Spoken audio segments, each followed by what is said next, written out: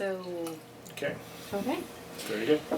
So we have two different ends, not ends of the spectrum, but we have the selection wines, JL Chave selection wines, and then the domain Erin Chave wines. Mm-hmm. And as you know, the domain has been in existence since 1481, and selection has been in existence since 1995.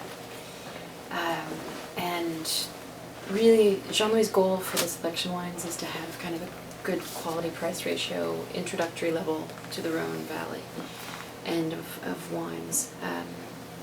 So the first wine that we have is something that's new for us. It's exciting.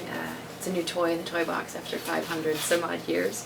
The domain bought a historic Saint-Joseph domain in 2009 and Saint-Joseph Blanc vineyards. And so for the 2008 and 2009, while we were working it out, we put it in under the selection label. So the domain sold the juice to selection. Okay. The 2008 was already in the cellar when we bought the property. It's a really beautiful domain. Jean-Louis is thrilled to have it, to have been able to purchase it actually. It's 100% Roussanne on granite soil, like Saint-Joseph. Okay. It's granite. Contrary to popular belief that you'll read on the internet that it's 100% Marsanne, it's 100% Roussanne. But the domain is quite special. It's a 4-hectare clos. And it's just beautiful, very old vines. The people who owned it are homeopathic doctors. And so they have the same philosophy as we do for our vineyards. Everything's worked by hand or by horse, no chemicals. So for Jean-Louis to be able to buy a domain that has old vines and the soil is beautiful, it's a real treat for us. So it's fun. Am I correct that you said it was the only clos in the Rhone Valley? Let's see. I don't know. Did Jean-Louis say that? I would think it would be the only clos in our small little area. Mm-hmm.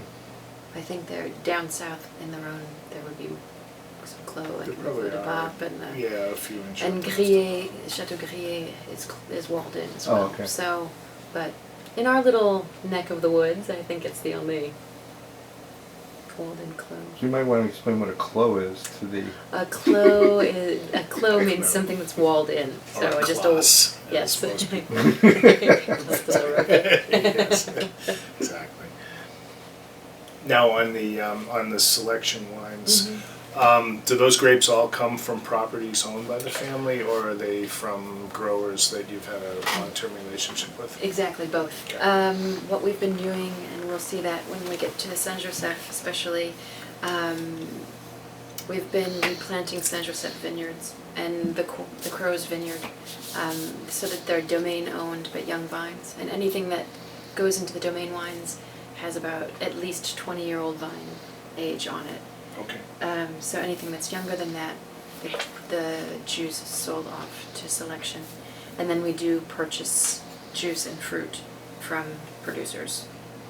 So the Saint-Joseph is all owned by the domain, the Saint-Joseph Blanc. Okay. The Côte du Rhone is outsourced wine. The Crozes is partially ours and a little bit of outsourced wine. The Saint-Joseph is a lot of domain young vines and outsourced. And then the two Hermitage from selection are, when we do the domain Hermitage, anything that does not go into the blend is sold off in bulk. And what Jean-Louis has started to do for the selection Hermitage, it's part of the best bulk, and the rest is sold off into courtier. And then also bought juice. Okay. So. All right. I take it these are all in stock. Yes. Sort of. Okay. Yes, just recently. So now we jump down to the southern Rhone.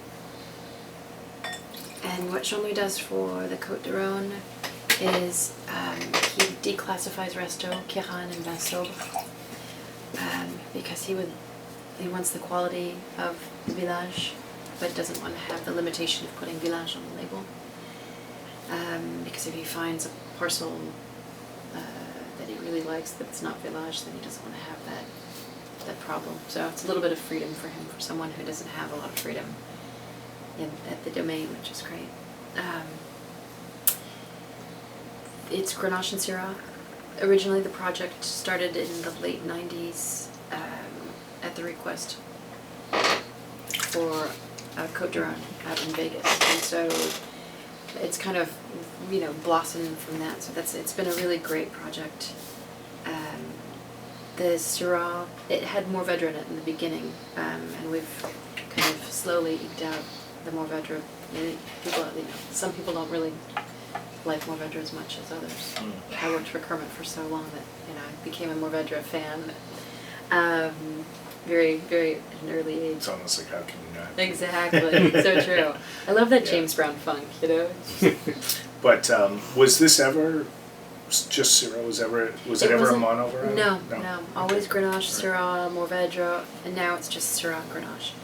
And the Syrah for this wine always comes from northern-facing parcels, because Jean-Louis, being the northerner that he is, prefers that purity in the Syrah than that jamminess to the Syrah. Yeah, we actually have,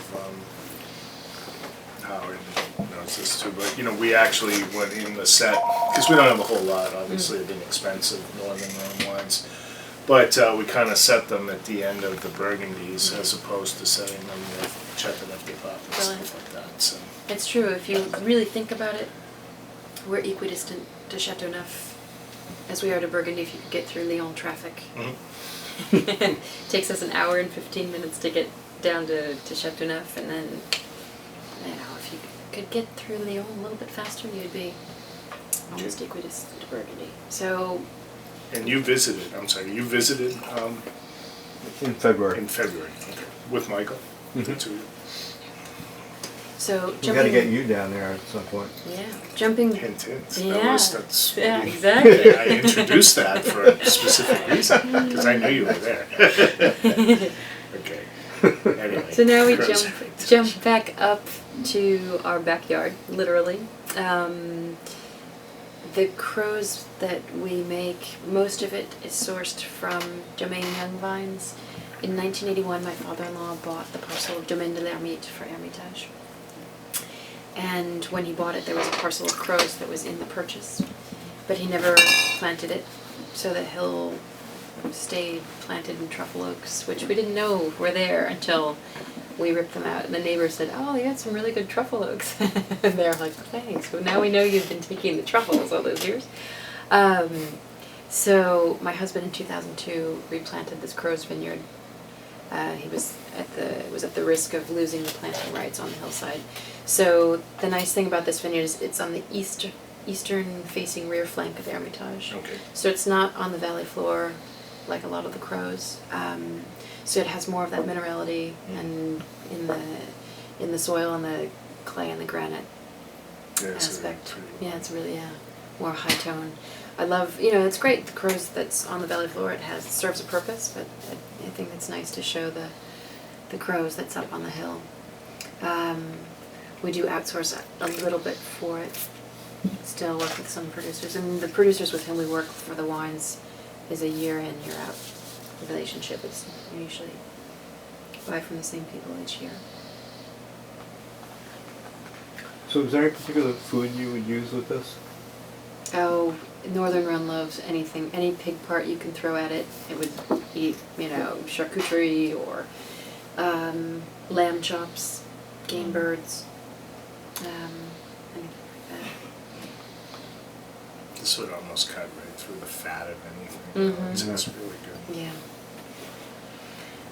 Moving on just across the river, driving across the bridge into the Ardèche side, and going to back over to Saint-Joseph. The Ophir's project started in 1995 at the request of Kermit Lynch. Okay. There are a lot of small, great quality growers who are also apricot farmers, because the Rhone Valley, as you know, is the largest producer of apricots, cherries, and peaches in France. And those guys who have apricot trees and apricot orchards are great in their vineyards, and then in the cellar they don't have time to take care of it when it's that time of year that they need to be outside with the apricots. So that's where Jean-Louis kind of came in on that project, and it's really helped by working with them, buying the juice, buying the grapes.